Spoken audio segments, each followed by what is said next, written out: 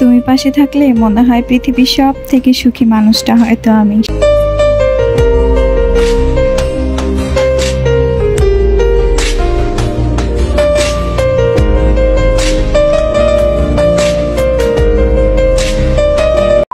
Hello everyone, আসসালামু আলাইকুম। This is Ayaan and Muskan and welcome back to our new blog. সেদিন আমরা গিয়েছিলাম আরো একটি সুন্দর জায়গায় ঘুরতে, যেখানেও ঘোরার জন্য কোনো প্রকার এন্ট্রি ফির প্রয়োজন নেই। মূলত আমরা গিয়েছিলাম জিয়া উদ্যানে। জিয়া উদ্যান কম বেশি সবাই চিনেন, তারপরেও বলে দিই যে যেখান থেকে আসতে চান প্রথমেই চলে আসবেন বিজয় সরণি।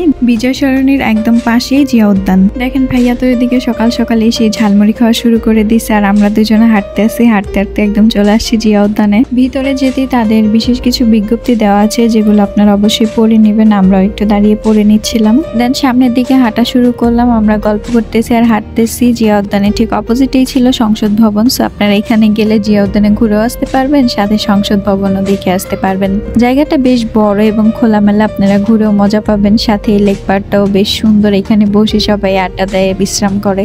জায়গাটার ভিতরে পুরোটাই সবুজ গাছপালা দিয়ে ভরপুর, একদম ঠান্ডা ঠান্ডা প্রাকৃতিক পরিবেশ, আপনাদের বেশ ভালোই লাগবে। তারপর আমরা বসে একটু রেস্ট নিচ্ছিলাম, আর কি নিয়ে যেন আমি তাকে বুঝাচ্ছিলাম, আর সেও সুন্দর লক্ষ্মী ছেলের মতো আমার সব কথা শুনতেছিল। ব্যাস এইটুকুই তো প্রয়োজন জীবনে, আর কি লাগে বলেন। জিয়া উদ্যানকে এখন বেশিরভাগই সবাই চন্ডিমা উদ্যান নামেই চিনে। আসলে জায়গা একটাই, বাট নাম দুইটা হয়ে গেছে। এইখানে ছিল শহীদ জিয়ার সমাধি, আর কি নিয়ে দেখেন ও যেন আমাকে হাসাইতেছিল। দেখেন দূর থেকে এই জায়গাটা দেখতে কি পরিমাণে সুন্দর লাগতেছে। আর এখানে একটা মসজিদও আছে, যেখানে এসে আপনারা নামাজও পড়তে পারবেন। উদ্যানের ভেতরের প্রত্যেকটা জায়গায় খুবই নিরিবিলি, তেমন মানুষজন নেই। আর মসজিদের এই জায়গাটাও বেশ সুন্দর। আর এই যে এত সুন্দর প্রকৃতির মাঝে আমরা একজোড়া বাবুই পাখি উড়ে বেড়াচ্ছি, আমাদের জন্য সবাই দোয়া করবেন। দুজন একসাথে হাঁটতেছি, হঠাৎ দেখি সে আমাকে রেখেই দৌড় দিয়ে গাছে উঠে বাদরের মতো ঝুলতেছে। আর তার সাথে থাকতে থাকতে তো আমিও বাদর হয়ে গেছি, আমারও গাছে ওঠার ভূত চাপছে মাথায়, বাট আমি তো তার মতো আর উঠতে পারি নাই। ভিতরে ঘোরাঘুরি শেষ করে আমরা চলে আসছি বাহিরে ফুচকা খাওয়ার জন্য। আর আমি হেঁটে হেঁটে তো ক্লান্ত হয়ে গেছি, সেই বসে পড়ছে আর সে চলে গেছে ফুচকা অর্ডার করার জন্য।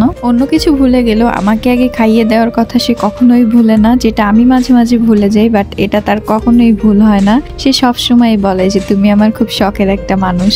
সো এই তো আজকে ব্লগটা ছিল এই পর্যন্ত। সবাই ভালো থাকবেন, দেখা হবে নেক্সট কোনো ব্লগে। আল্লাহ হাফেজ।